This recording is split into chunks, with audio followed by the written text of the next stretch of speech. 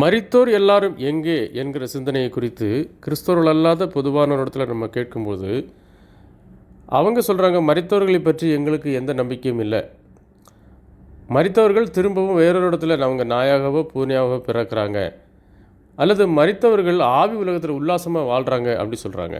ஆனால் கிறிஸ்தவ இடத்துல கேட்கும்போது அவங்க சொல்கிறாங்க, மரித்தவர்கள் உத்தரிப்பு ஸ்தலத்தில் வாழ்கிறாங்க, மரித்தவங்க பரதேசில் வாழ்கிறாங்க, மரித்த நல்லவர்கள் பரலோகம் சென்றாங்க, மரித்த தீயவர்கள் நரகத்தில் வாழ்கிறாங்க அப்படி சொல்கிறாங்க.